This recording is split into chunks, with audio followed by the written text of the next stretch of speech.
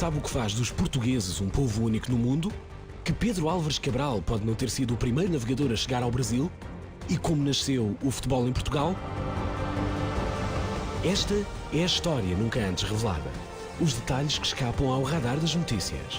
As curiosidades e acontecimentos que fazem a diferença. Este é o Portugal Desconhecido. Há mais de 20.000 genes na espécie humana.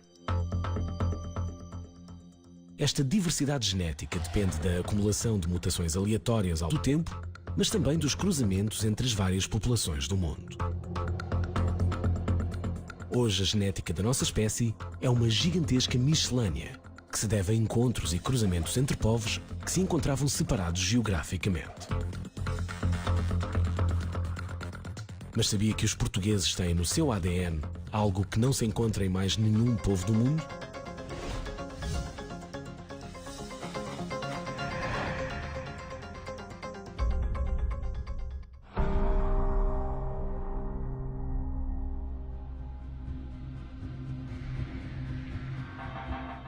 Grande parte da história de Portugal está gravada no seu ADN. Na verdade, existe um carimbo genético exclusivamente português. A nossa história e a nossa assinatura genética única devem-se às migrações populacionais que ocorreram nas últimas dezenas de milhares de anos. Em 1997, uma equipa de cientistas portugueses e espanhóis investiga 3 genes de um conjunto denominado como HLA e faz revelações surpreendentes. Geneticamente, nós somos mais próximos dos bascos, dos espanhóis de Madrid e dos argelinos, nomeadamente do povo berber, mais do que do resto dos povos europeus, mesmo dos mediterrâneos.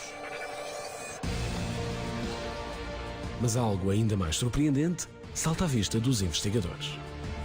Os portugueses têm características genéticas únicas e, para compreendê-las, é preciso explicar o que significa o nome A25, B18, DR15. É o nome de uma sequência de variantes genéticos, uma em cada um desses 3 genes HLA, que só existe na população portuguesa e também em menor proporção na América do Norte e no Brasil, trazida pelos portugueses. E para reforçar ainda mais a originalidade da impressão genética portuguesa, é preciso também falar da sequência genética A26, B38, DR13. Esta sequência só se encontrou até hoje em Portugal. Em que medida então é que estas duas sequências genéticas fazem dos portugueses um povo diferente? São como um carimbo genético português, que foi trazido por, pensa-se, 2 populações paleolíticas, portanto há 20.000 anos atrás, que só habitaram Portugal. Devem ter sido vantajosos em termos de resposta imunitária para esses povos e nessa altura. A identidade genética portuguesa constrói-se, no entanto, com influências de povos oriundos de diversas paragens. Também temos sequências genéticas trazidas para Portugal dos berberes do norte da África, há cerca de 6.000 anos atrás, quando ocorreu uma mudança climática drástica no Saara. Tivemos sequências genéticas trazidas para Portugal dos fenícios e dos gregos. E até depois do Império Romano, temos migrações dos germânicos, celtas, romanos e novamente dos berberes. O tráfico de escravos, na altura dos descobrimentos, trouxe para Portugal sequências genéticas da zona subsaariana da África. E até temos em Portugal umas sequências genéticas típicas dos judeus sefarditas. Apesar desta grande mistura de genes, nada poderá tirar aos portugueses a originalidade de possuir um carimbo genético que não se encontra em mais nenhum povo do mundo.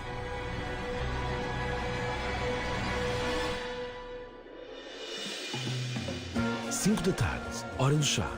Pelo menos é o que mandam os bons costumes em terras de Sua Majestade. Se lhe juntarmos pão, manteiga e biscoitos, então é porque a tradição ainda é o que era. A mulher do rei Dom Carlos II da Inglaterra foi quem levou esse hábito para a corte. Mas sabia que essa mulher era portuguesa?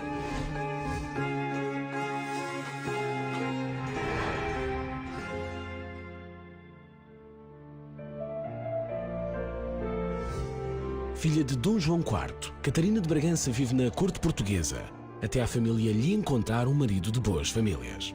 De boda marcada, Catarina muda-se para as Ilhas Britânicas. O homem que a irá desposar é Carlos II, rei de Inglaterra. Como a coroa portuguesa está de costas voltadas com Espanha, a aliança é assim feita mais a norte. Catarina de Bragança é, além de tudo mais, uma figura muito importante na política europeia da época. Portugal ainda está à procura do reconhecimento internacional. E é muito importante, nessa altura, ter um país tão poderoso como a Inglaterra do seu lado, a dizer que sim, senhor, ok, Portugal é independente e já não pertence à Espanha outra vez. E é isto que Portugal procura com o casamento de Catarina.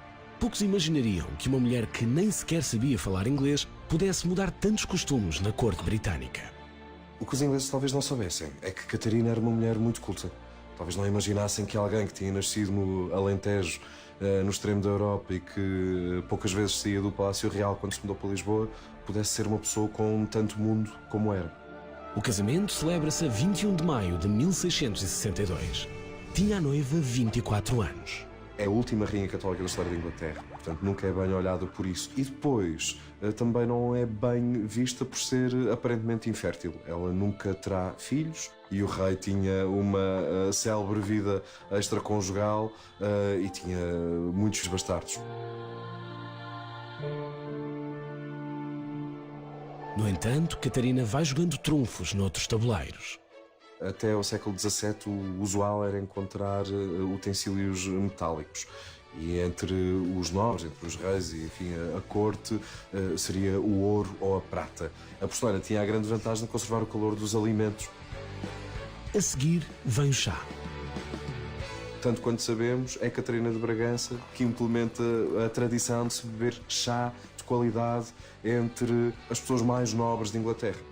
E é interessante também pensar até hoje, como nós dizemos, a falta de chá. Dizemos que alguém tem falta de chá quando não tem educação ou quando não tem maneiras. Tem a ver com a questão do chá ter entrado pela aristocracia. Portanto, separava as pessoas. Quem bebia chá era quem tinha educação. Nenhum destes costumes teria ganho o simbolismo que hoje lhe é atribuído, se não fosse a rainha nascida em Vila Viçosa.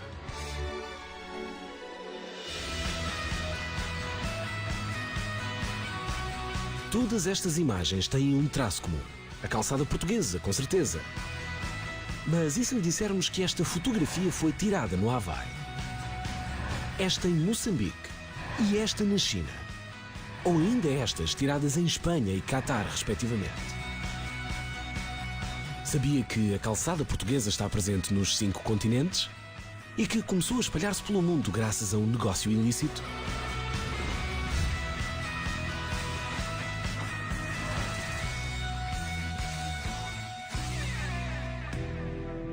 Eis como o calcário se pode transformar em arte. Pancada após pancada, a pedra assume formas de padrões e desenhos que decoram ruas um pouco por todo o mundo. Calçada portuguesa é uma técnica do próprio desenho, com técnicas de partir a própria pedra. A calçada, digamos assim, calçada dura e pura, é pedras no chão. Isso todos os países fazem. Esta é a calçada portuguesa em todo o seu esplendor. Surge em meados do século XIX e inspira-se no mosaico italiano, que é feito com vidro, cerâmica e outros materiais nobres. São utilizados materiais da própria região, retirados aqui da zona de Lisboa, os calcários, os basaltos, e é esse aproveitamento que se vai construir as calçadas à nossa maneira. É um desenho singelo, muito mais simples, só através do branco e do preto, e isto caracteriza a própria definição de calçada portuguesa.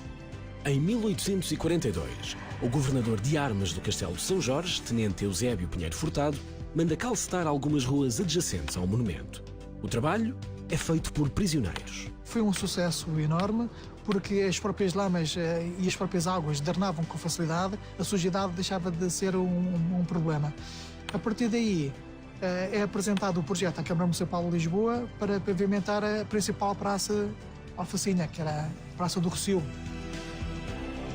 O desenho da ondulação, que tantas vezes inspira a calçada portuguesa, bebe inspiração num quadro italiano.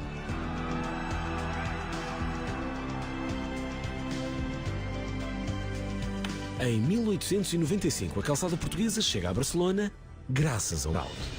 Um homem de negócios espanhol afirma ter comprado os direitos de utilização da patente a um comerciante português. O alcaide acredita e a calçada portuguesa consegue pela primeira vez ultrapassar as fronteiras nacionais. Foi uma forma fácil de ganhar dinheiro por um comerciante. Não se pode ressuscitar o termo de calçada portuguesa, já que não existe um inventor específico para esta técnica de pavimentar o chão. Em 1900, é a vez de Paris acolher a calçada portuguesa, por alturas da Exposição Universal que marca o início do século. Aos poucos, vai-se espalhando pelos 4 cantos do mundo e já marca presença em 17 países. Onde há um português, há um pouco de mar. Dentro da nossa ancestralidade, e também há um pouco de pedra, porque estas ondas da calçada portuguesa são mar e são pedra, e são a nossa própria entidade. Somos nós, a calçada portuguesa somos nós. Espalhada pelos 5 continentes, é arte viva, é a embaixadora de um país que não se limita às suas fronteiras.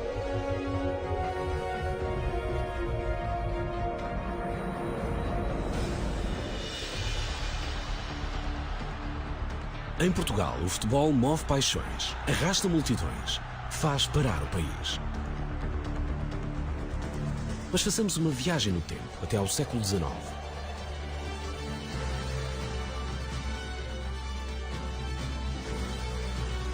Sabe que equipas se defrontaram na disputa do primeiro troféu em Portugal?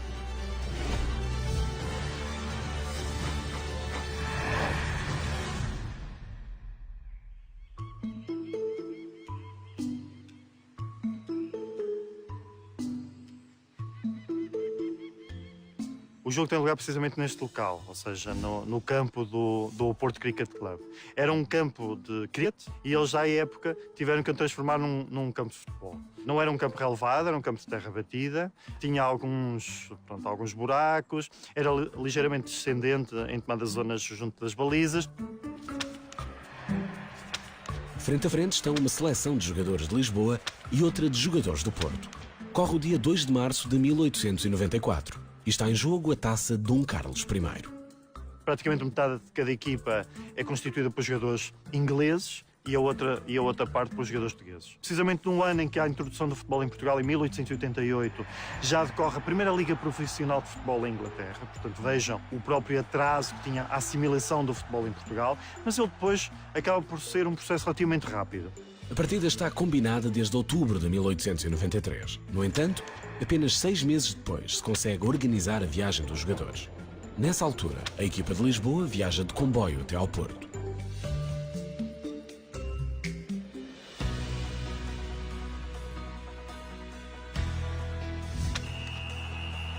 O jogo decorre durante 1 hora, há um primeiro gol de Lisboa que não é reconhecido pelos jogadores do Porto, que se recusam a levar a bola até ao meio campo. E, entretanto, há um segundo gol de Lisboa que sim já é reconhecido pelos jogadores do Porto, porque à época, obviamente, não existe a do árbitro como hoje a conhecemos. Era, sobretudo, pessoas que as equipas procuravam na assistência, pessoas que eram pessoas de bem, pessoas sérias e que tinham esse reconhecimento entre as várias equipas de futebol.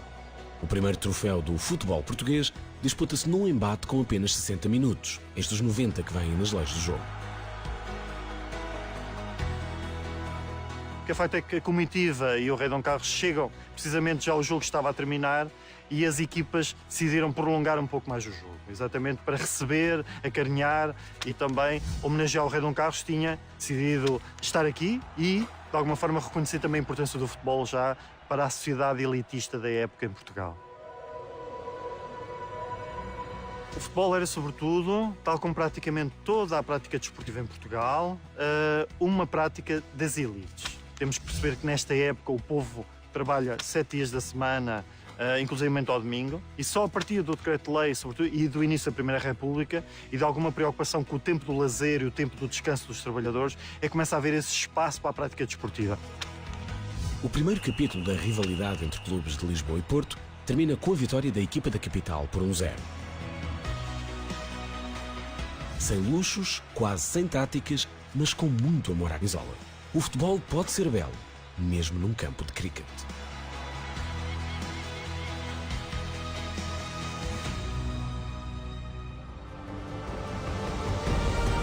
Sabe qual o segredo mais bem guardado do Alentejo?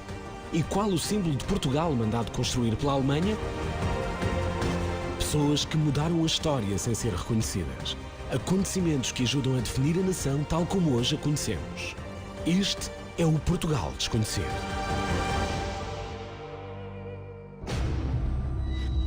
Este homem vai enterrar um segredo com mais de 200 anos. Um cerimonial quase sagrado e ao mesmo tempo genuinamente profano. As garrafas estão prontas para ficar um palmo abaixo da terra.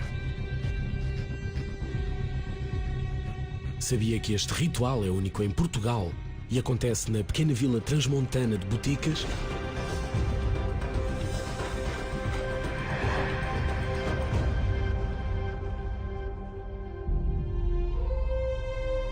Hoje é um vinho de uma região que é tipicamente muito frio no inverno, muito quente no verão, e isso significa que tem uma acidez pronunciada, tem um leve toque frutado.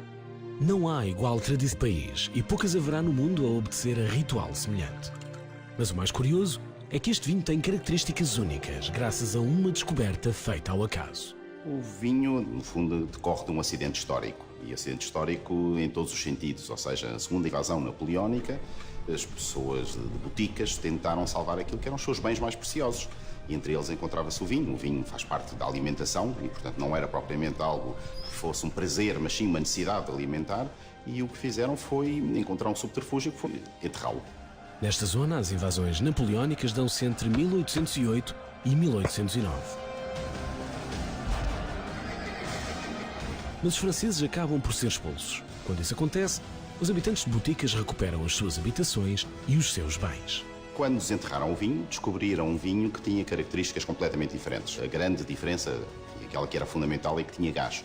E pela primeira vez descobriram um vinho com estas características, que não fazia parte das tradições da região, e tornou o vinho muito mais excitante, mais alegre, muito mais inebriante. Pois então temos que o vinho dos mortos é enterrado sem gás, mas sai debaixo de terra como um vinho gaseificado. A razão para ter gás não advém do facto de ter sido enterrado. A invasão francesa terá sido na altura das vindimas, portanto o vinho ainda estaria a terminar de fermentar, significa que ainda teria açúcar, provavelmente, no vinho, e ao ser enterrado com uma parte desse açúcar e com as leveduras ainda, porque foi uma coisa feita à pressa, deu-se uma segunda fermentação em garrafa. Ao estar enterrado, o que isso permite ao vinho é ter uma conservação melhor, porque tem uma temperatura mais constante e está protegido da luz. A luz ultravioleta é um inimigo do vinho. Podemos então agradecer esta maravilha do património gastronómico português à sede de conquista de Napoleão e ao instinto de sobrevivência das gentes de Boticas. Deixa ser curioso que, do facto de um acidente, tenha nascido uma tradição que, não sendo única, é única em Portugal, ou pelo menos foi a primeira e a única que tem tradição histórica, acabou por criar um estilo de vinhos e uma particularidade que ainda hoje é mantida. O vinho tem acompanhado o homem ao longo de quase toda a história. Em Boticas, a história do néctar dos deuses é mais recente. Mas o que é certo é que os vivos já não dispensam o vinho dos mortos.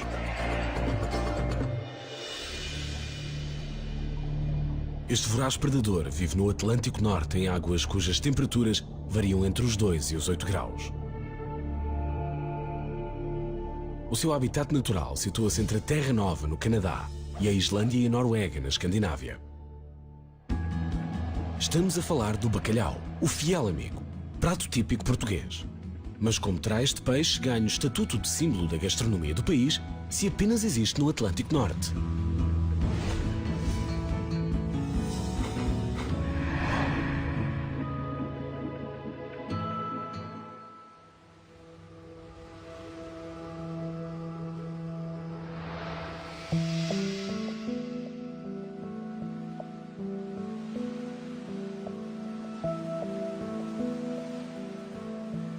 Portugal detém o maior consumo de bacalhau por pessoa per capita a nível mundial, 25 quilos, 26 quilos ao ano em média.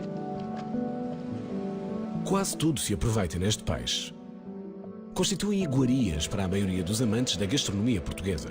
Provavelmente foram os vikings, os povos a que nós chamamos vikings do norte da Europa, que na Idade Média, a partir do século XI, provavelmente trouxeram para a Europa do Sul os primeiros bacalhaus. Em Portugal, no Reino de Portugal, começa-se a consumir bacalhau em larga escala, seguramente no início do século XVI, pelo menos. Durante os descobrimentos portugueses, constitui peça vital na alimentação dos marinheiros que, em longas jornadas sem pisar terra firme, cruzam os 7 mares.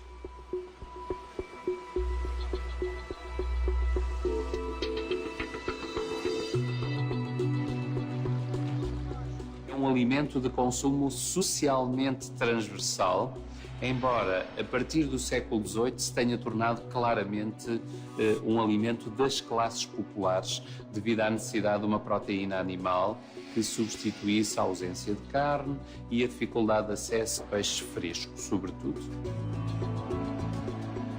Mas a religião católica dá um contributo decisivo para que o bacalhau se afirme à mesa dos portugueses. Ao longo dos séculos, esse hábito manteve-se também muito vinculado às prescrições religiosas do jejum e da abstinência. Os dias de magro em que não se podia comer carne era quase metade dos dias do ano. Com a chegada de António Oliveira Salazar ao poder, o Estado Novo faz uma enorme campanha pelo bacalhau.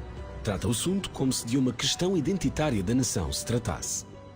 Durante a Segunda Guerra Mundial, o bacalhau tornou-se muito escasso, havia muita dificuldade em importar devido ao bloqueio económico e comercial, mas teimosamente Salazar ordenou ele próprio que os navios da frota portuguesa se mantivessem em atividade. 2 foram torpedeados por submarinos alemães, gerando uma tragédia terrível. Em 1958, Portugal é o primeiro produtor mundial de bacalhau salgado e seco.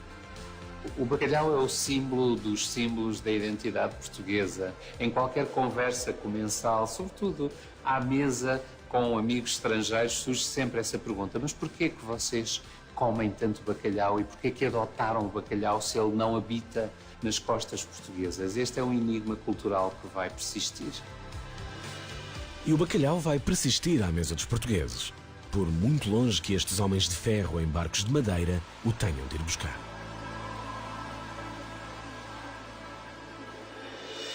Silêncio, que se vai cantar o fado.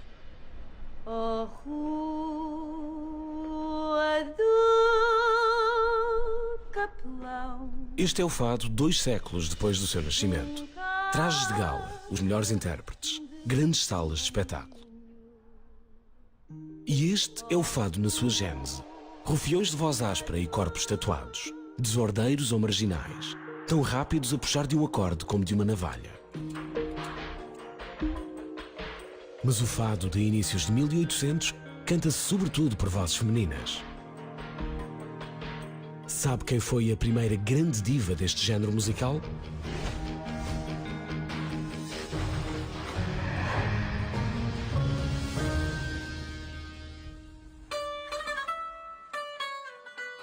É difícil determinar a origem do fado.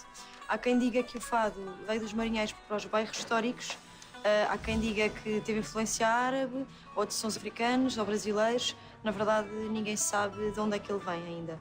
Mas para mim, o fado é genuinamente português e ponto final. O fado aparece no início do século XIX em ruas e vielas mal frequentadas. Os primeiros cantores gostam tanto de música como de vida boémia. Muitos deles passam mais tempo atrás das grades do que em palco a cantar. A primeira diva deste género é uma prostituta da capital. Os seus dotes vocais tornam-se tão conhecidos em Lisboa quanto o seu alegado romance com o Conde do Vimioso. Oh, Rua do Capelão. A Maria Severa é o primeiro grande mito do fado. Morreu muito jovem, com 26 anos, mas inspirou outras músicas e também o teatro e o cinema. Como te chama? Severa. Graças a Severa, as prostitutas fadistas passam a ser presença assídua em festas da corte. E graças também aos burgueses endinheirados, claro está, que as levavam para apimentar as celebrações. O fado saiu das tascas e das tabernas e chegou às elites sociais na década de 1840. A canção cresce e divulga-se, mas mais tarde, em 1926, a ditadura militar impõe a censura a qualquer forma de expressão artística. E o fado não é exceção. O fado foi censurado, assim como a maior parte da criação artística daquela altura. Não interessava que fosse uma mensagem popular ou social subversiva. Fado, futebol e Fátima são os 3 Fs do Estado Novo. Enquanto o povo tiver com que se entreter, não se intromete na política. Houve um interesse político no crescimento do fado. O Salazar percebeu que se podia colar à popularidade das vedetas do momento e que isso seria muito benéfico. Destino, sorte, fatalidade. Assim se escreve a história desta arte, impulsionada por marginais e meretrizes.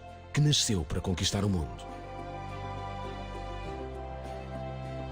E agora silêncio, que se vai cantar o fado. Oh, meu cigano adorado, viver abraçada ao fado, morrer abraçada a ti.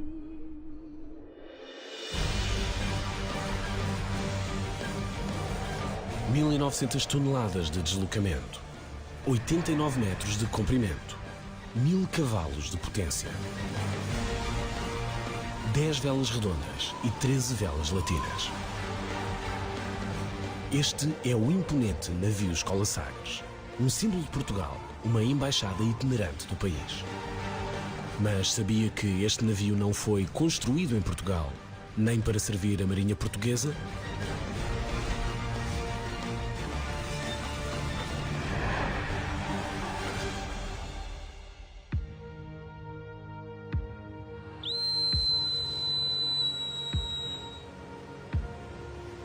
Em 30 de outubro de 1937, os estaleiros Blohm & Voss, em Hamburgo, na Alemanha, lançam ao mar o Albert Leo Schlachter, navio-escola concebido para a Marinha de Adolf Hitler. No final da guerra, os navios alemães foram partilhados pelos aliados, Estados Unidos, União Soviética e Inglaterra, e o Albert Leo Schlachter permaneceu em Bremerhaven, foi depois cedido em 1948 à Marinha do Brasil para mitigar os prejuízos de guerra causados pelos submarinos alemães à sua marinha mercante.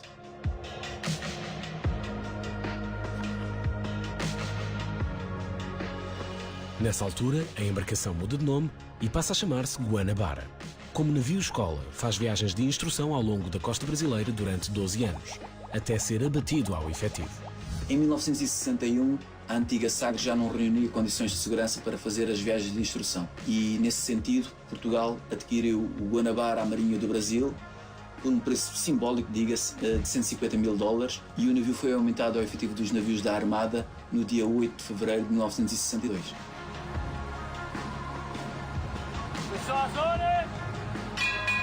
A 23 de junho do mesmo ano, o navio chega a Lisboa, já com o nome de Navio Escola Sagres. Nestes 55 anos ao serviço de Portugal, o navio Escola Sagres percorre mais de 600 mil milhas náuticas, o equivalente a mais de 28 voltas ao mundo.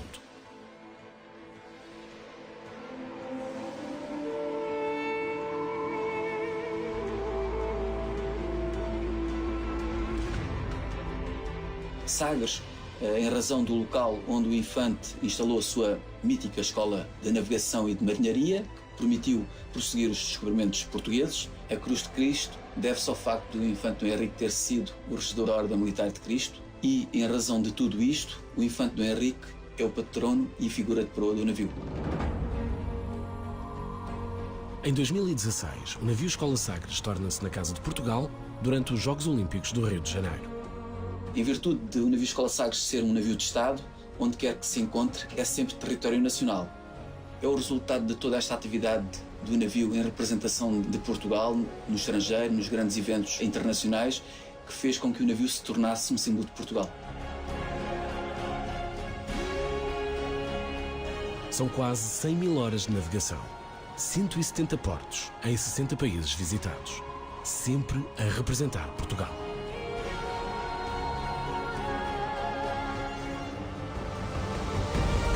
Sabe qual foi a primeira tarde de glória da seleção portuguesa de futebol?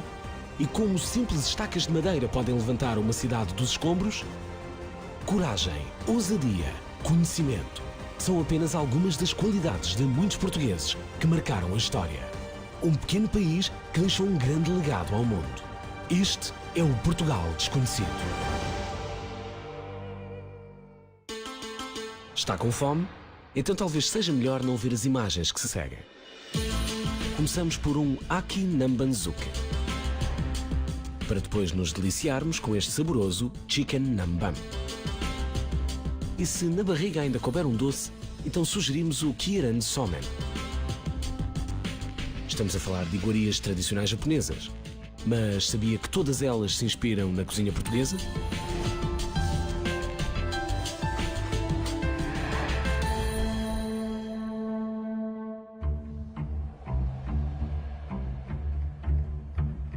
passamos a traduzir. Aki Nambanzuke não é mais do que um simples escabeche à portuguesa. Neste caso, feito com cavala. Os japoneses tratavam os portugueses por Namban e depois esse termo passa para a gastronomia por uma série de pratos que os portugueses influenciaram a cultura japonesa. Seguindo esta linha de pensamento, Chicken Namban é frango à portuguesa e Kiran Somen corresponde aos deliciosos fios de ovos. Muitos portugueses acham que a gastronomia japonesa é apenas sushi. Estão completamente errados. A gastronomia japonesa é talvez das mais ricas do mundo.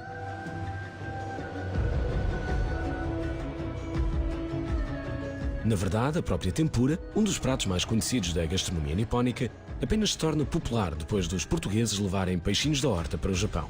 Muitos portugueses acham que a tempura provém da palavra tempero. Nós temos mais de 6.000 palavras no dicionário japonês que são de origem portuguesa, mas a tempura estava relacionada com uma limitação religiosa, com uma proibição religiosa, que eram as 4 têmporas. E acho que a palavra provém daí, muito também levada pelo processo de evangelização que os jesuítas tiveram no Japão. Quando os jesuítas pisam solo nipónico em 1543, apercebem-se da extrema pobreza em que vive o povo e decidem missionar através da comida. A comida tem sempre esta característica fantástica, que é nos ligar, garantir que somos capazes de olhar nos olhos uns dos outros e a partir daí comunicar. É mais fácil comunicar quando nós estamos a comer e de preferência coisas boas. Eu acho que esta técnica da panagem através da farinha e da água foi trazida pelos portugueses, muito ligada a esta proibição religiosa de se comer carne nestes dias e por isso usava-se o peixe e alguns legumes e para trazer magia usou-se esta técnica de panar e de fritar. A tempura é talvez dos preparados japoneses que mais exemplifica, é espelho daquele povo. Um povo que leva tudo à perfeição. Para adoçar a boca, falta ainda referir a cassutera. Eles fazem lá um bolo, que é o bolo de Castela, que é muito parecido com o nosso pão de ló. Há muitas versões do nosso pão de ló feitos com matcha, que é o chá verde. O que a maior parte destes pratos tem em comum, quer seja em Portugal, quer seja no Japão, são artes de conservação. Nós, através do vinagre, conseguimos garantir a conservação dos produtos. E nós, portugueses, somos exímios nisto. Portugal e Japão, separados pela geografia, unidos pela culinária. Um mundo de semelhanças à mesa, entre dois povos tão distintos. Edford, Felcom, Marley, MG Canelas, Olda, Sado, Alba, FAP. Sabe o que têm em comum todas estas marcas de automóveis? Sabia que só nos anos 50 do século XX houve 16 marcas criadas, desenhadas e construídas neste país?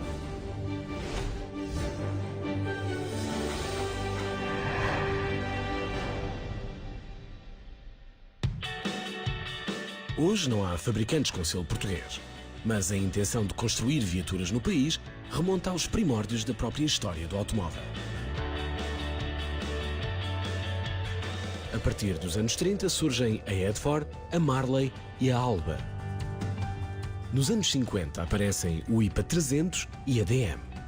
A marca DM nasceu nos anos 50, criada por Dionísio Mateus, e era obviamente um apaixonado por automóveis, e criou este carro com um pequeno motor de 1100 cm3, com 65 cavalos de potência, mas que já atingia os 170 km por hora. O que eu gosto muito neste tipo de carros é realmente o lado autêntico que temos quando nos sentamos nele, o cheiro, o conforto, que é quase inexistente, mas é isso que nos dá um certo prazer.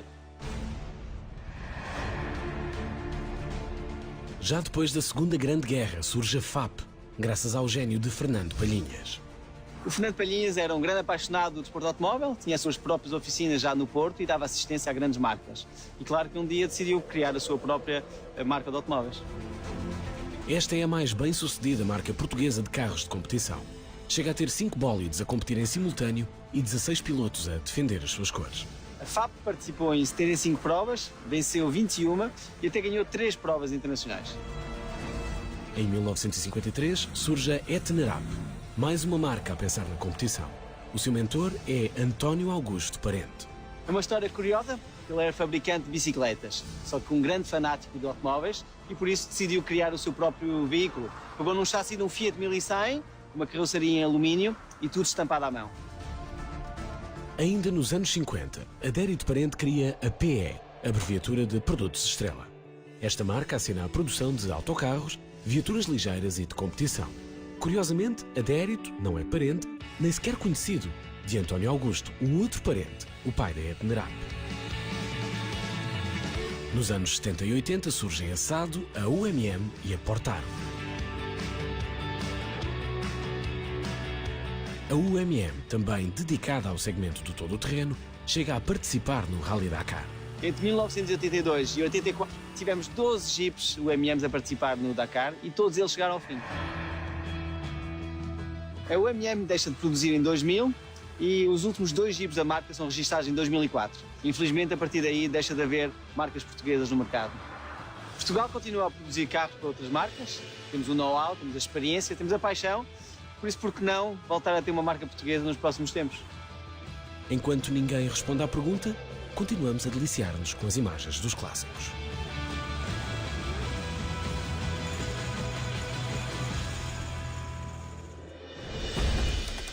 Este hotel termal, agora em ruínas, já foi um paraíso para quem busca curas milagrosas. Acreditava-se que as suas águas eram capazes de sarar até as maleitas mais resistentes. Mas isso foi há quase 100 anos. O que tinham estas águas de tão especial?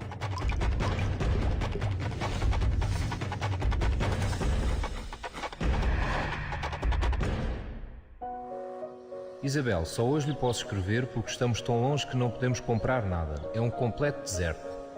A água é sublime, os ares são deliciosos, tratam a gente muito bem, as comidas são boas e encontramos cá uma rapaziada muito compincha de Lisboa. Estas linhas, escritas pela mão de um hóspede, ilustram os tempos áureos do Hotel Águas Rádio. Havia vários tratamentos, entre os quais o banho de imersão, a ingestão da água, que era para problemas gastrointestinais, e o repouso na sala de emanação, onde absorviam os gases de radão. Todos estes tratamentos tinham em comum a água com as suas propriedades, que era a radioatividade. A água da fonte milagrosa tinha indicação para várias doenças. Reumatismo, gota, hipertensão, doenças renais ou do aparelho circulatório. É para estas maleitas que os pacientes procuram cura nas termas do chão de pena nos anos 20 do século passado. Pelo contrário, como contraindicação, só tinha 2, que é não aplicar em tratamentos de pneumonia nem doenças em que houvesse hemorragia. Para todas as outras doenças servia. Radioatividade. É esse o elemento que torna estas águas tão especiais. Temida nos dias que correm, é vista como um autêntico elixir da juventude nas primeiras décadas do século passado. Em 1903, a cientista Marie Curie, o seu marido Pierre Curie e Antoine-Henri Becquerel recebem o Prémio Nobel de Física pela descoberta do elemento químico rádio. Esta região é uma região granítica, portanto, em termos geológicos, e daí advém essa elevada quantidade de rádio dissolvido na água e também do radão. A inauguração do Hotel Termal Águas Rádio terá ocorrido em 1926. O hotel tinha 40 quartos e no auge da atividade, em 1941, chegaram a fazer-se 1.500 banhos. Também é de notar que em 1938 saíram daqui 37 mil litros de água engarrafada. Estas águas são consideradas por uma revista da especialidade como umas das mais radioativas do mundo. Foi na altura uma ótima medida de marketing. Hoje em dia seria precisamente o contrário, porque a palavra radioatividade assusta as pessoas. A água destas nascentes é engarrafada, distribuída e exportada. Entretanto, começam a ser descobertos os efeitos nocivos da radioatividade. A própria Marie Curie reconheceu os efeitos nocivos que tinham o urânio para quem trabalhava nos laboratórios e também para quem fazia a sua extração. Em 1942, o hotel fecha para obras de melhoramento e devido a uma quebra acentuada na procura. Reabre em 1951, mas as termas jamais voltarão a funcionar. Hoje, a água continua radioativa.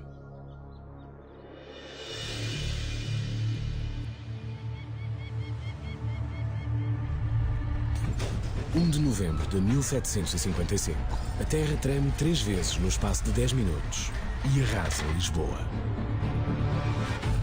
Hoje a tecnologia antissísmica já equipa edifícios com amortecedores eletrónicos ou vigas de ferro e de aço. Mas no século XVIII, nada pode salvar a capital portuguesa. Depois da catástrofe, materiais frágeis à primeira vista assumem papel de destaque na reconstrução. Como podem muitas das estruturas criadas há 250 anos ainda segurar literalmente parte da capital portuguesa?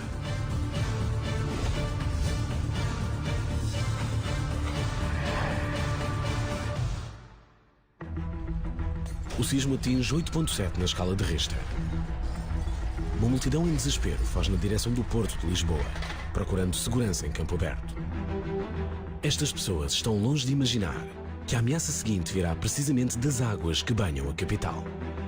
Foram 3 ondas que atingiram toda a zona ribeirinha de Lisboa e muitas das pessoas que estavam na beira-mar da altura, eventualmente para correr para espaço aberto, acabaram também por ser apanhadas por essas grandes correntes de água e acabaram por morrer no local.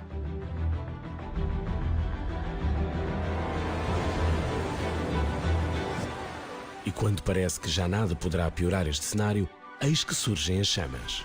Aquilo que o sismo não destruiu, ou que as águas não levaram, é agora consumido pelo fogo. A metodologia de construção e os processos que eram utilizados na engenharia da altura não eram os mais apropriados. Os prédios estavam mais próximos uns dos outros, impediam o combate aos incêndios, como também os materiais com que as casas eram feitas eram materiais também, eles propícios à propagação do fogo, nomeadamente as madeiras. O universo parece conspirar contra Lisboa.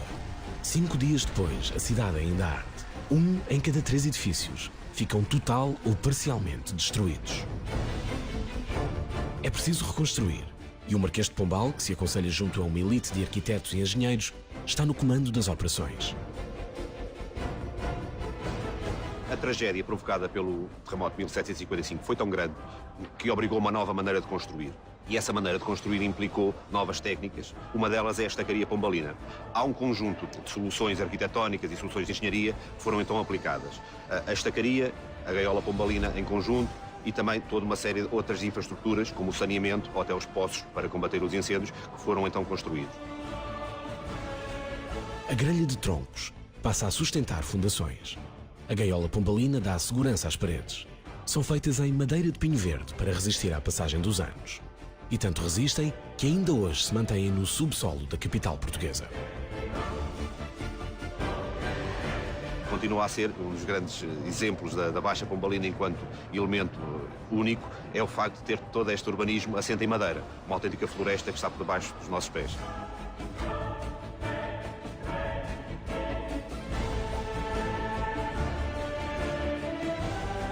Uma das situações que causa mais admiração ao público prende-se com a conservação da madeira debaixo do solo.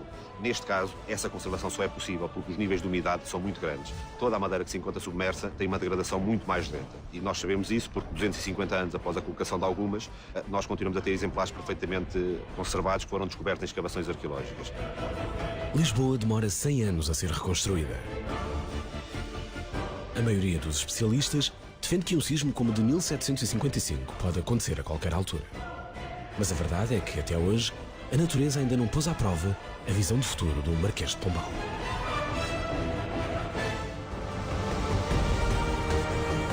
Sabia que alguns dos mistérios do início da civilização encontram resposta em solo português? E que a descoberta do Brasil poderá ter um capítulo secreto? Esta é uma viagem por acontecimentos que marcam a história de Portugal. Um périplo com personagens que os manuais não podem ignorar. Este é o Portugal Desconhecido.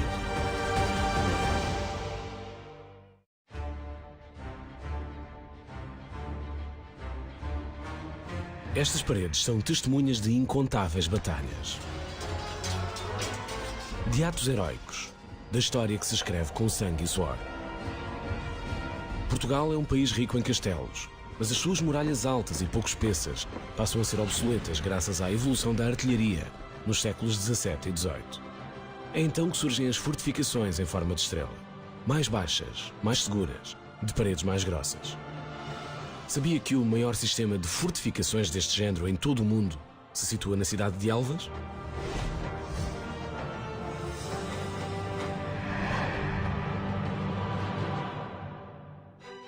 (8 a 10 km de perímetro, 300 hectares de área.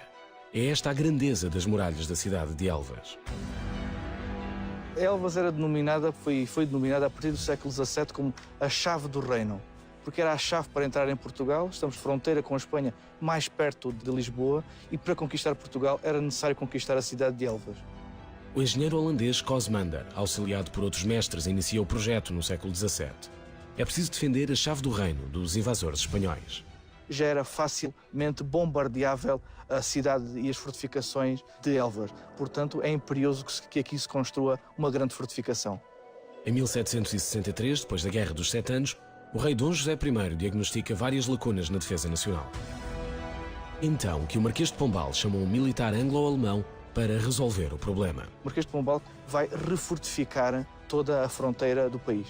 Quando chega a Elvas e percebe que Elvas é a chave do reino e tinha-o sido desde o século anterior, vê a necessidade de construir uma grande fortificação a norte. São precisos quase 30 anos, 6.000 homens, 4.000 animais e 767 contos de reis para concluir a obra. O Marquês de Pombal lança um imposto de 8% às cargas que chegam ao Porto de Lisboa. Com esse 8% consegue acabar a construção da Praça do Comércio e construir todo o Forte da Graça em Elvas. Quem olha ao longe para esta estrutura talvez vislumbre apenas uma pequena edificação. À época, as forças inimigas poderiam até julgar que seria fácil tomá-la de assalto, mas estão longe de imaginar o que as espera. O Valerré inventa, digamos assim, um canhão que dispara para baixo, que era algo de inovador. Numa colina tão íngreme como esta, não seria efetivo um tiro para cima se o inimigo estivesse já perto do forte. Até chegar ao reduto central, existem múltiplas armadilhas, desde matacães até grades que caem, canhões escondidos, canhoneiras cobertas. Portanto, seria algo de inexpugnável no século XVIII. Do ponto a norte vai encontrar covas de lobo, que são uma técnica de defesa. Basicamente são covas na rocha, que depois eram tapadas com colmo e palha e que tinham um grande espigão no seu interior. Facilmente, quem atacasse o Forte Norte caía nessas covas de lobo e era facilmente morto também. Jamais algum invasor logra chegar ao reduto central do Forte da Graça. Património Mundial da Humanidade desde 2012. Talvez hoje Portugal também possa agradecer a sua independência. É esta obra à frente do seu tempo.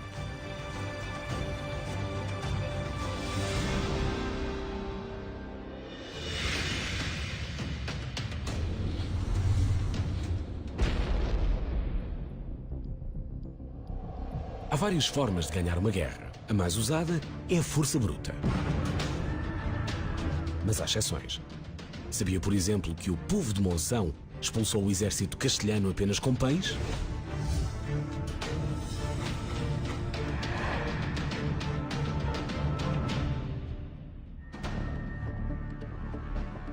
Recuamos então até à Segunda Guerra Fernandina, entre 1372 e 1373. Em 1372, segundo Fernão Lopes, Pedro Rodrigues Sarmiento, o adiantado da Galiza, invade Portugal pelo Minho e toma algumas fortalezas e trava também duros conflitos em Barcelos e em Faria. E terá sido nesse ano, no contexto dessa invasão, que ocorreu o cerco de Monção. As provisões começam a escassear na fortificação, mas lá fora a situação não está muito melhor. Aproxima-se o ponto de ruptura. O abastecimento, quer de alimentos, quer de água, poderiam resultar no final de um cerco, que é de ambas as partes. Também as próprias condições de higiene, que poderiam facilitar a propagação de doenças e dar assim por terminado o cerco. Neste ponto, uma das partes iria ceder, restava perceber qual é que seria primeiro. Da muralha para dentro apenas restam parcas reservas de farinha. Nada mais há para comer.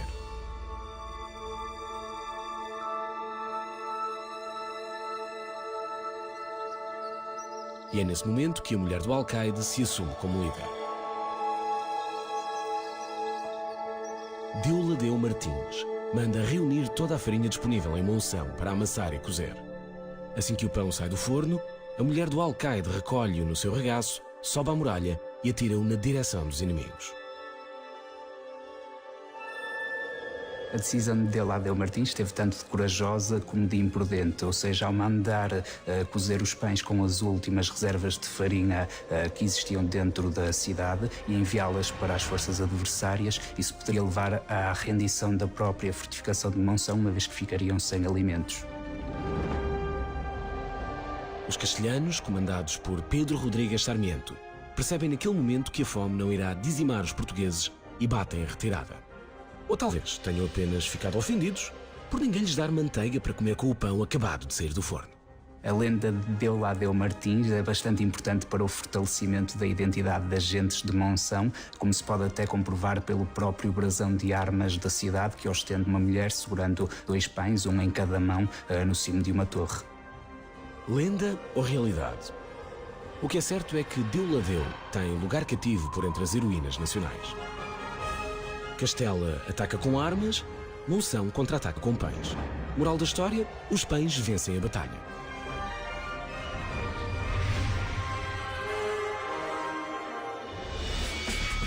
A luta, nas suas diversas formas, é quase tão antiga como o próprio homem. É uma marca cultural que muitas vezes se confunde com a identidade dos povos.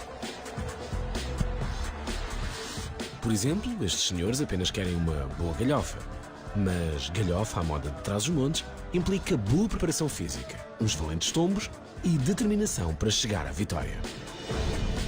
Sabia que a galhofa é a única luta corpo a corpo de origem exclusivamente portuguesa?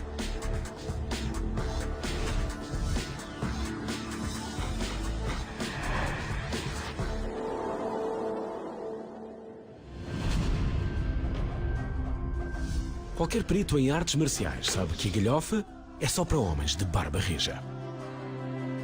A galhofa é uma arte marcial portuguesa que usa o poder físico para derrubar o adversário, portanto projetá-lo e imobilizá-lo por cerca de 2 segundos, de costas no chão.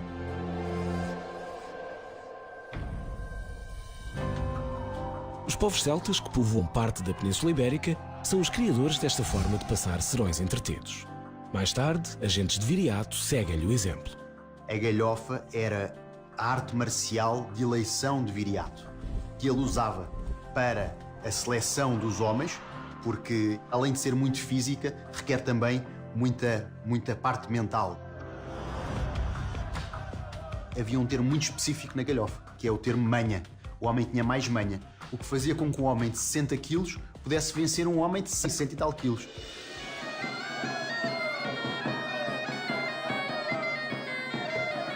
Temos também a parte do ritual de iniciação, da passagem da vida de rapaz para a vida de homem. Se nós virmos este panorama, é um panorama de festa. É neste contexto que os meninos que se querem fazer homens demonstram a sua virilidade num palheiro. Nos tempos que correm, já não se luta em tronco nu e as crianças também estão convidadas a participar.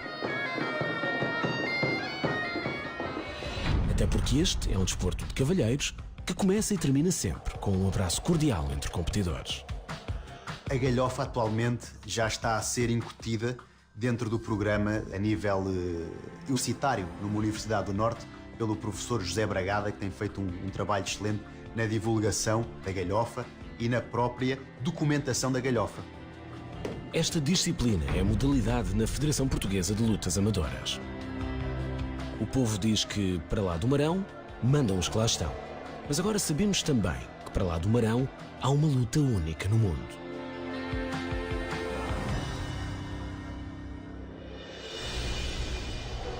Este é o Cromlech de Stonehenge, no Reino Unido. Provavelmente o mais famoso monumento megalítico do mundo. E este é o Cromlech dos Almendres, em Évora.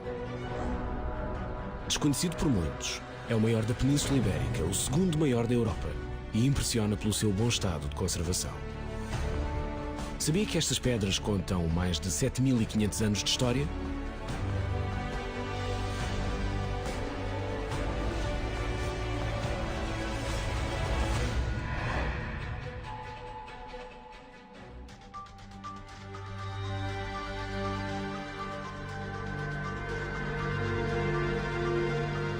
É um monumento excepcionalmente maior que a maioria dos recintos megalíticos na Península Ibérica.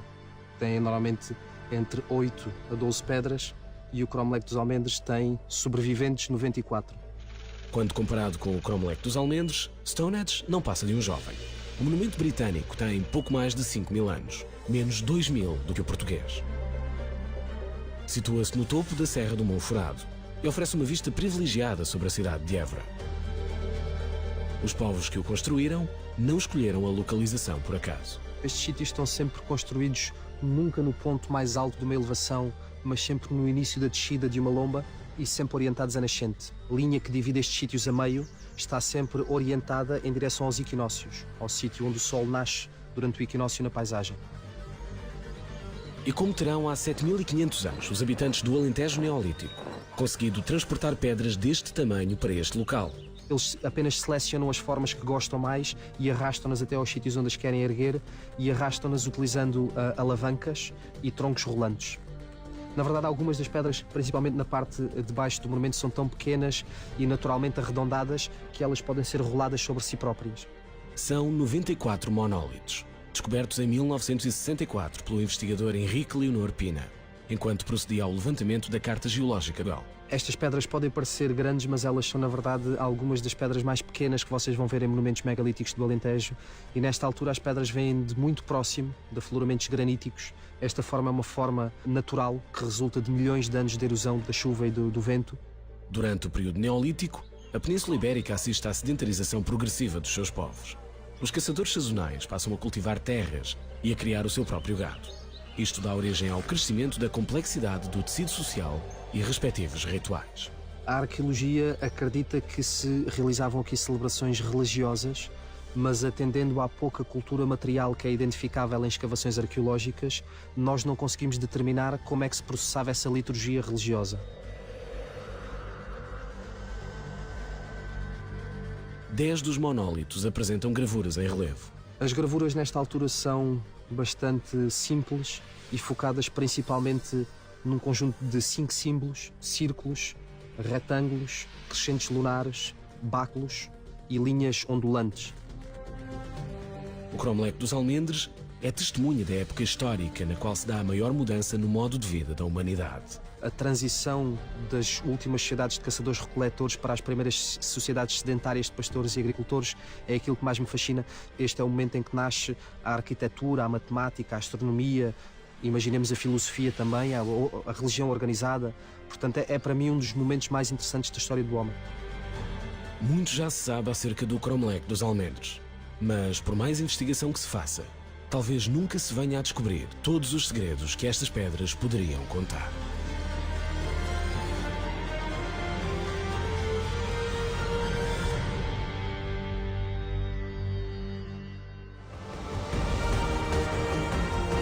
Sabe porque é que o dia 18 de junho de 1925 é tão importante para o futebol português? E qual a relação entre a autoestrada A5 e as corridas de Fórmula 1? Percorremos o país de les a les para levar até si as grandes histórias que não constam da história. Para dar vida a factos e pessoas que não podem ser esquecidos. Este é o Portugal Desconhecido.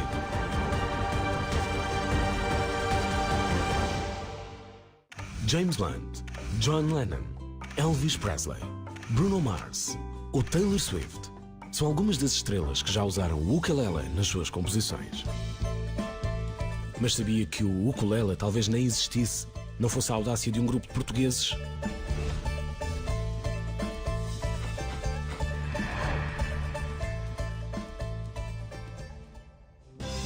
23 de agosto de 1879. O navio britânico SS Ravenscraig chega à meio da tarde a Honolulu, capital do Havaí, apinhado de imigrantes portugueses. 419 almas oriundas da Ilha da Madeira buscam sustento nos campos de cana-de-açúcar. Acabariam por mudar a história da música no Havaí. A vida nas ilhas nunca foi fácil, não é? E daí, com o crescimento populacional, sempre houve, tanto na Madeira como nos Açores, essa vontade de uma vida melhor no Havaí. João Fernandes, José Correia e Augusto Dias são 3 dos aventureiros a bordo. Querem vencer no novo continente, mas não esquecem as suas raízes. Estes 3 portugueses chegaram ao Havaí e já eram construtores de instrumentos, do machete de Braga, do Braguinha, na Madeira.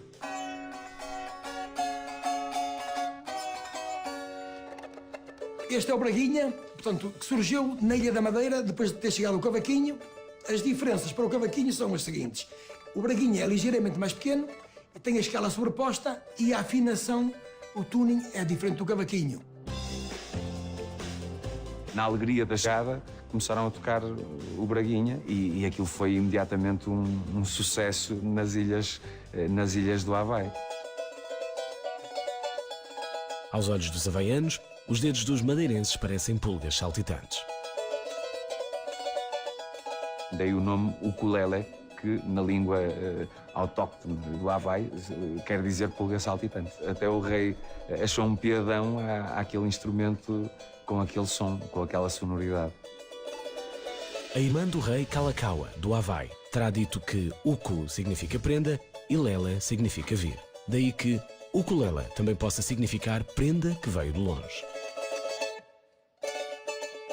O sucesso é tão grande que Augusto Dias acaba por se dedicar ao fabrico de cavaquinhos no Havaí, tal como Manuel Nunes, outro dos seus companheiros de jornada a bordo do SS Ravenscrag.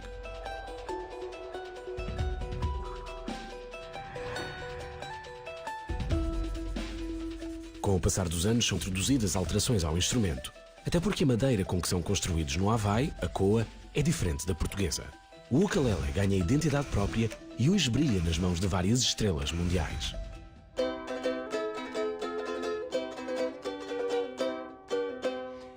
Este é o ukulele, é ligeiramente maior, começou a usar cordas de nylon e a afinação Lá, Mi, Dó, Sol. Ao tocar, toca-se igual à guitarra clássica. O ukulele é um instrumento emblemático da música havaiana. Nascido em terras lusas, imigra para o continente americano, muda de nome e identidade, mas não perde aquele gostinho a Portugal que se escuta a cada acorde.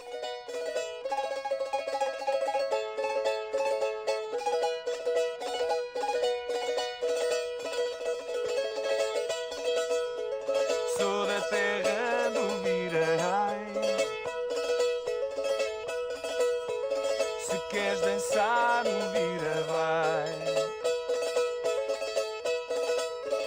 Se queres dançar no Vira vai.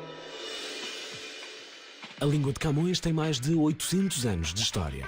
É idioma oficial em 8 países e na região autónoma de Macau, para além da pátria-mãe. Pam, Rosário, Botão, Capitão, Chabon, Tabaco. Todas as palavras anteriores soam a português, mas não são portuguesas. Sabia que, na verdade, estamos a falar de vocábulos japoneses?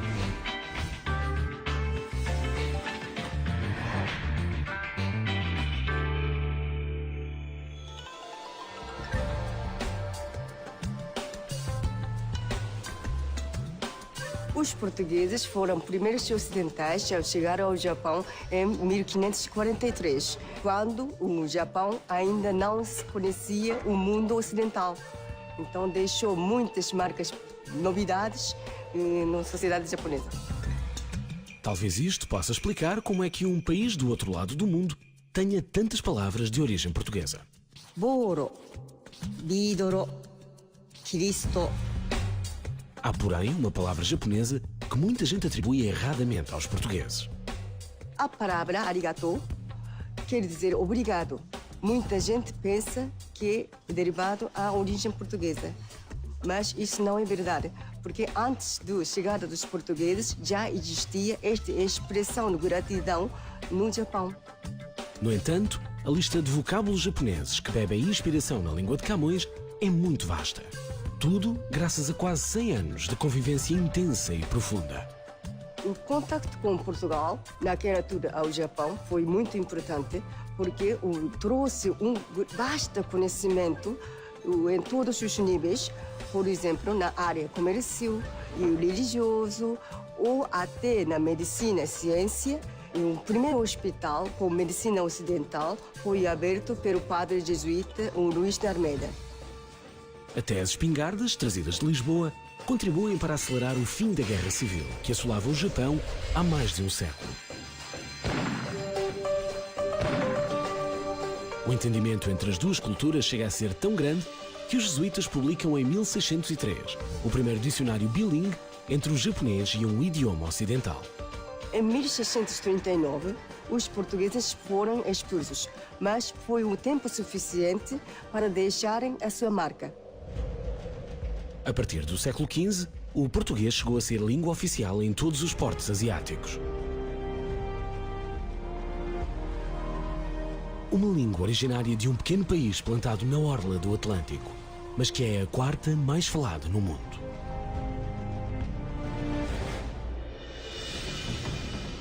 Este é o Carnaval do Rio de Janeiro, o maior carnaval do mundo. Chegam a estar 2 milhões de foliões por dia na rua.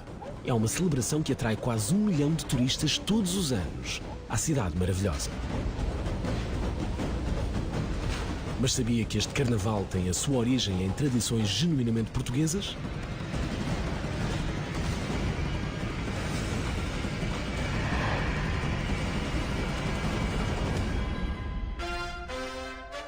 Carnaval de Torres Vedras, Portugal. Aqui o carnaval celebra-se há mais tempo do que no Brasil. Não tenho quaisquer dúvidas que Portugal foi determinante nas raízes do Carnaval do Brasil e, de modo particular, no Rio de Janeiro. Corre a quarta década do século XVI. O Carnaval chega ao Brasil graças a migrantes portugueses que atravessam o Atlântico em busca de uma vida melhor. No Brasil do século XVII, as pessoas saíam à rua com os rostos pintados, atirando água e farinha umas às outras. Os escravos também participavam dessas festividades, ainda que separados dos seus senhores. Muitas vezes, os escravos pintavam os seus rostos com farinha, de certa forma para satirizar as autoridades, mascarando-se dessa forma de caucasianos. Em meados do século XIX, o Carnaval do Rio chega a ser proibido. Reprimido nas ruas, é, no entanto, celebrado em festas privadas. Há uma diferença entre o Carnaval das elites e o entrudo das classes mais baixas. Enquanto o primeiro tinha lugar nos salões e casinos, espaços de luxo, o entrudo tinha lugar na rua sem qualquer luxo. Em 1852, um sapateiro português muda por completo a face do Carnaval brasileiro. Graças a José Pereira de Azevedo Paredes, surgem os José Pereiras no Rio de Janeiro. Os José Pereiras tiveram um papel importante na consolidação das raízes do Carnaval do Rio de Janeiro, porque a partir daqui passaram os cortejos a ter ritmo.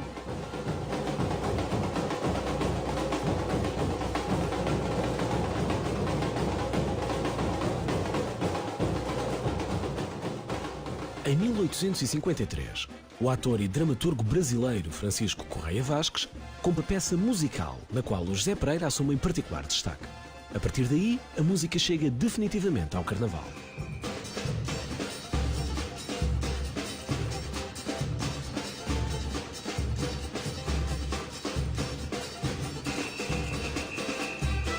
Do outro lado do Atlântico, temos o maior carnaval do mundo, que para se erguer, bebeu muita influência portuguesa.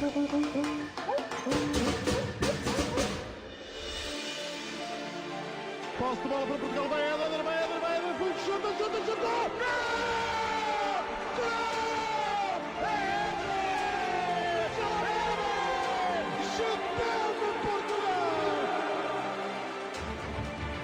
Gol! Hoje, Portugal é campeão da Europa.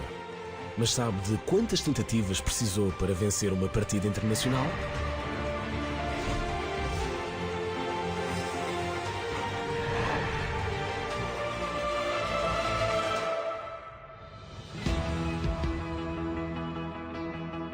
18 de junho de 1925. Portugal realiza o 5º jogo internacional da sua história. Tem como adversário a seleção italiana, tida por muitos como uma das mais fortes do velho continente. O futebol italiano começou no século XIX, a nível oficial. O campeonato começou em 1898. O português, a nível regional só, em 1906. Portanto, o futebol italiano pratica uma grande vantagem. O primeiro jogo da seleção italiana é de 1910 e o primeiro da seleção portuguesa é em 1921. Antes desta partida, Portugal apenas disputara outras 4 de caráter internacional. Todas contra a Espanha, todas com o mesmo resultado: derrota para a equipa das esquinas. Os italianos, com base naquilo que os jogadores espanhóis tinham dito sobre Portugal, Portugal não era grande espingarda, por assim dizer, achavam que estava no papo. E a verdade é que entraram um bocado convencidos da sua superioridade e isso tal não se verificou. Ambas as equipas alinham com 2 defesas, 3 médios e 5 avançados. Uma tática impensável nos dias que correm. O 3-2-5 era uma tática bastante utilizada. Não havia nuances. Na altura, toda a Europa jogava assim. Era frequente haver resultados muito desnivelados entre o 6 e o 7-0, coisa que agora é muito pouco frequente. O campo do Lumiar está cheio com 15 mil almas sedentas de ver Portugal bater o pé à congénere transalpina. Às 6 da tarde está tudo a postos para o pontapé de saída. Não é como agora que há metro, as pessoas tinham que ir pelo seu próprio meio a pé ou então de autocarro elétrico. E a verdade é que o jogo era costume o estádio encher 3 horas antes. Mas na altura encheu meia hora, 20 minutos antes. O primeiro momento de êxtase para a multidão acontece aos 39 minutos da primeira parte, depois de um pontapé de canto. O guarda-redes italiano afasta mal a bola. Esta sobra para João Francisco Maia. E o avançado do Sporting não perdoa. Está feito 1-0. A segunda parte foi avassaladora. Os italianos dominaram por completo. Tiveram inúmeras ocasiões de gol, inúmeras mesmo. E, de facto, o guarda-redes Francisco Vieira foi o homem que nos salvou. Ao ponto de, no final do jogo, os italianos o terem agraciado, por assim dizer, porque foi uma exibição fora de série. Portugal consegue resistir à pressão dos italianos e chega à primeira vitória internacional. Os adeptos irromperam o campo adentro e, obviamente, puseram os jogadores todos em ombros e foram com eles até aos balneários. É uma vitória inesquecível, um pouco à imagem também do gol do Éder com a França no Euro 2016. São momentos gloriosos porque, de facto, conseguir derrubar a Itália, forte Itália, por 1-0, deu-nos um grande boost de confiança que ainda dura até hoje. O jogo com desfecho mais saboroso tem a assinatura de Éder em 2016. Mas é preciso lembrar que foi João Francisco Maia a abrir o caminho para as vitórias em 1925.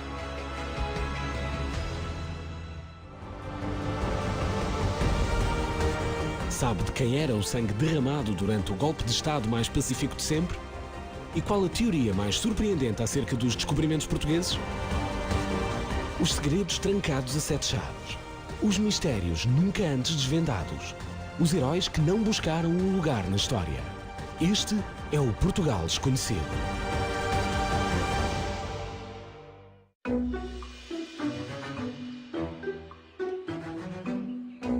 Este é o Parque Florestal de Monsanto, área de lazer e desporto por excelência. E esta é a A5, uma das autoestradas mais movimentadas da área metropolitana de Lisboa. Mas o que lhe vamos contar a seguir não diz respeito a passeios em família, nem a engarrafamentos. Sabia que neste Parque Florestal e nesta autoestrada já se disputou um grande prémio de Fórmula 1? –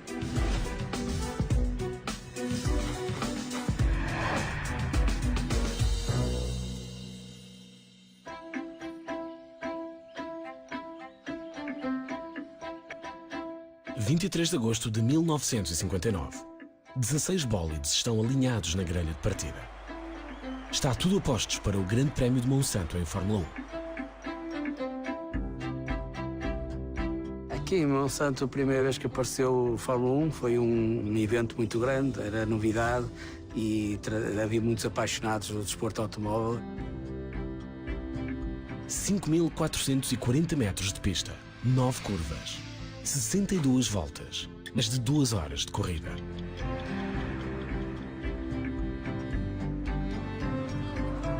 As estradas são bonitas, são muito seletivas, é um percurso muito técnico. O circuito até é bastante grande para o que é costume, mas deixa-nos a sonhar e olhar para trás numa paisagem tão bonita, saber que começou aqui a Fórmula 1 em Portugal.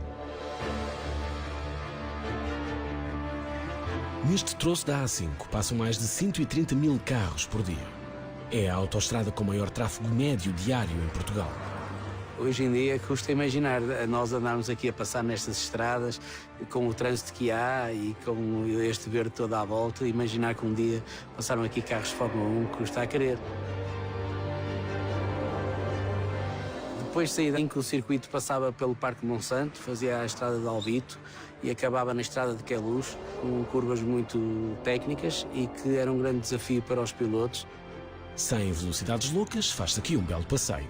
Mas em 1959, os pilotos não estão cá para apreciar a paisagem.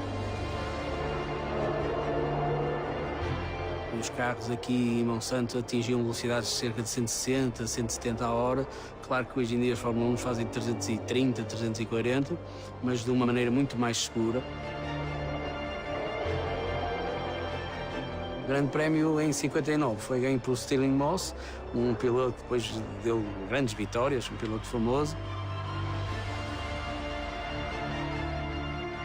Aquela corrida marca também a estreia de um português na Fórmula 1. Nisha Cabral faz história ao volante de um Cooper Maserati. O Nisha, ao fazer aqui a estreia, foi uma alegria para os portugueses. Abriu o caminho para mais tarde outros portugueses chegarem à Fórmula 1, que foi o meu caso, em 1991. Mais tarde Pedro Lamy, depois o Tiago Monteiro. Acho que o primeiro é sempre importante e marcou uma época. Em 1996, a Fórmula 1 deixa Portugal. Se algum dia regressar, não há de ser a Monsanto nem à autoestrada, com certeza. Mas nestes caminhos, ainda se pode ouvir o roncar dos motores daquela tarde louca de 23 de agosto de 1959. –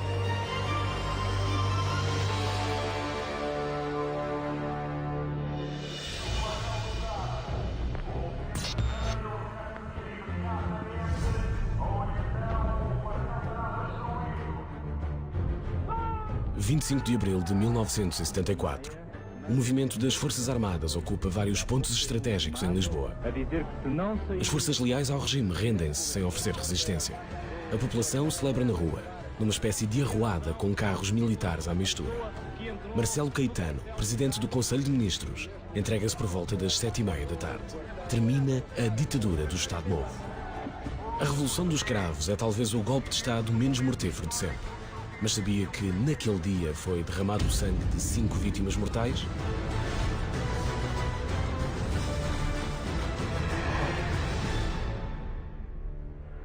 Uma e meia da tarde. Grupos de jovens começam a descer a rua António Maria Cardoso, onde fica a sede da PIDE-DGS, a polícia do regime. Os jovens que no dia 25 de abril desciam a António Maria Cardoso gritavam sobretudo palavras contra a polícia política, a PIDE, morte à PIDE. E também já havia algumas frases contra a guerra colonial. Estamos num momento extremamente importante, assustador.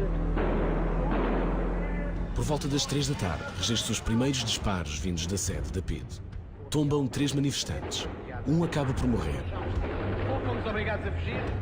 Por volta das 20 horas, houve 9 tiros e foi aí, nessa altura, que no posto de comando, o comandante Crespo resolve mandar fuzileiros a António Maria Cardoso para que isso deixe de acontecer.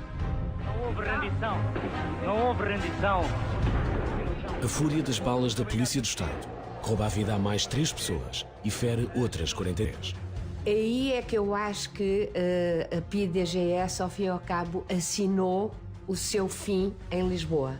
O inspetor Oscar Cardoso, que estava na sede da PIDE com mais cerca de 300 elementos, disse, depois do 25 de abril, ao ser interrogado, que Silva Paes, que era o chefe da PIDE, teria dado ordem de tiro se houvesse desacatos, mas tiros para o ar. Fernando Carvalho Gesteira, 18 anos. José James Barneto, 37 anos. Fernando Luís Barreiro dos Reis, 24 anos. João Guilherme Rego Arruda, 20 anos. Eram jovens, alguns deles que eu penso que não eram politizados e que estavam no lugar errado, à hora errada. Falta ainda contar a história de mais uma vida perdida naquela noite. Trata-se de António Lage, 32 anos, membro da PIDE. Estava a ser revistado por algumas pessoas da população porque se encontrava armado. Terá entrado em pânico, fugiu e a tropa disparou.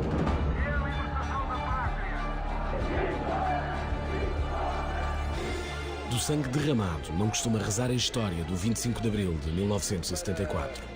Mas as vidas perdidas naquele dia serão para sempre testemunhas do país acabado de nascer.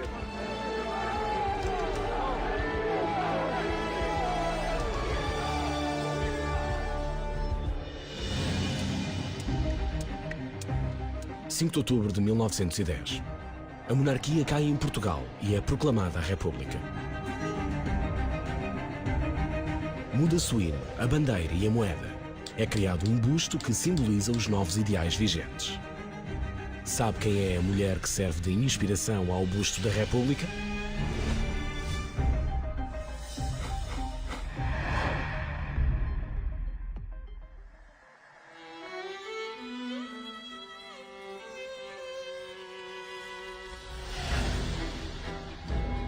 Antes da República existiam a linhagem dos reis e das famílias todas monárquicas que se foram sucedendo, eram sucessivamente pintadas pelos pintores da época, havia retratos nos espaços, então eram muito identificadas. A ideia de abstração, é preciso haver um conceito, e o conceito era, os franceses fizeram assim, surto e efeito junto do povo, vamos fazer também. Portanto, foram buscar a ideia de uma mulher, a imagem de uma mulher associada à liberdade. Um rosto feminino, de olhar decidido, carregando um ramo de loureiro, símbolo de triunfo, e uma foice, símbolo de abundância. Abre-se um concurso, concorrem 9 escultores. Quem ganhou o concurso foi Francisco Santos. Mas, para a infelicidade do vencedor, é o busto de Simões de Almeida, segundo classificado no concurso, que se torna mais conhecido junto das massas populares. Às vezes, o que ganha não é o que se torna mais popular. Foi com um quadro do Eugène Delacroix. Foi esse quadro que foi a base de inspiração para o busto. Mas quem é, afinal, a mulher que dá o rosto pela República Portuguesa? Esta mulher portuguesa que dá o perfil ao busto da República, Hilda Pulga, era uma jovem que trabalhava como costureira em Lisboa, que acabou por ser a musa de um escultor e era uma mulher provavelmente muito bonita, que dava nas vistas.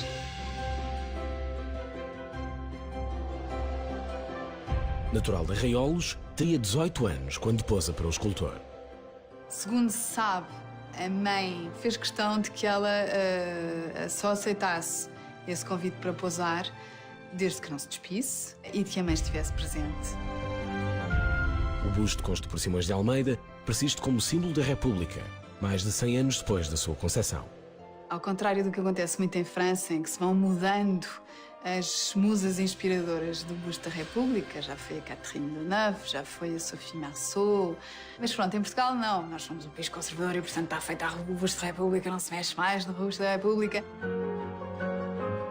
Vamos fazer um busto da República para o futuro, é apenas a possibilidade de mexer um pouco com a arte. Porém, ao olhar para esta escultura que representa a vitória do novo Portugal sobre o velho, percebemos que esta mulher anónima viverá para sempre.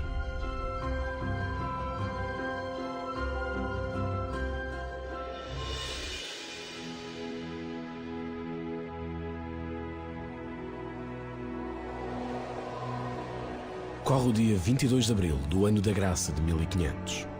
Pedro Álvares Cabral desembarca no Brasil e dá início a um dos mais importantes capítulos dos descobrimentos portugueses.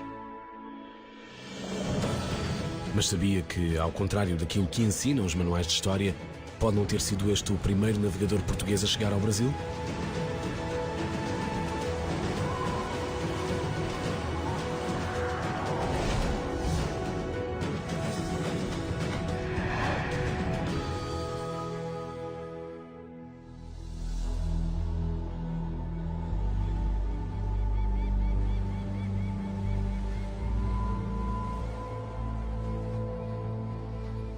É claro que estamos sempre no mundo das hipóteses. Estamos a falar de história. E a história, por si, é algo que não é estático, é dinâmico. Vamos então aos factos que sustentam a teoria. 7 de junho de 1494. Portugal e Castela assinam o Tratado de Tordesilhas, através do qual dividem entre as duas coroas as terras já descobertas e ainda por descobrir fora da Europa.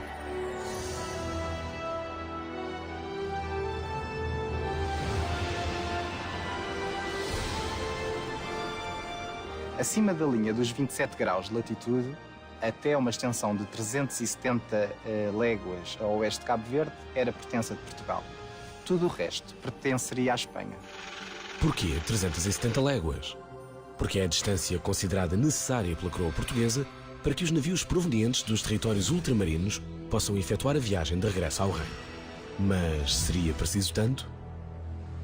Nós precisávamos sim de evitar a calmaria da Guiné, porque nessa zona não havia ventos e eram essenciais para se conseguir fazer a travessia, mas obviamente que Dom João II bem sabia que os navios não precisavam de toda aquela distância para fazer a manobra. E é aí então começa a controvérsia, porque essas 370 léguas iriam, à partida, incluir o território do Brasil.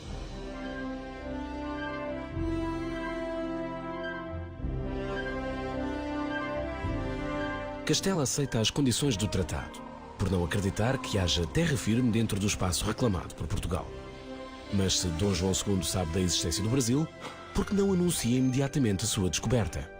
O tratado foi assinado a 7 de junho de 1494. No entanto, havia uma cláusula em que havia ali um período de carência, ou seja, se os espanhóis encontrassem alguma terra, mesmo dentro da área que nos estava consignada até ao dia 20, essas terras ficariam debaixo da alçada de Castela. Muitos historiadores acreditam que a rota de Pedro Álvares Cabral em 1500 demonstra tal grau de precisão que obriga a considerar a possibilidade de já ter sido anteriormente ensaiada. E se não é Cabral o descobridor do Brasil, a quem se deve esse feito? O Esmeralda Situ Orbis é um manuscrito de Duarte Pacheco Pereira, que durante muitos anos esteve desaparecido e que é de facto um regimento náutico com toda a informação sobre as descobertas que ele fez e, nomeadamente, esta hipotética viagem secreta ao Brasil. E é exatamente neste livro em que Duarte Pacheco Pereira escreve a Dom Manuel I, dando conta da sua descoberta. Oficialmente é Pedro Álvares Cabral quem descobre o Brasil a 22 de abril de 1500. As restantes dúvidas e considerações ficam apenas para apaixonados pela história, como nós.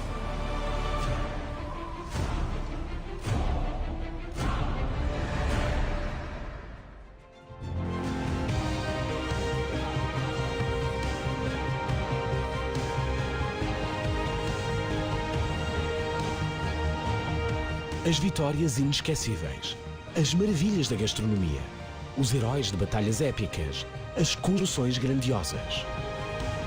Tudo isto e muito mais faz de Portugal uma nação de conquistadores, de campeões, mas também de gente anónima, que se supera mesmo nas circunstâncias mais difíceis.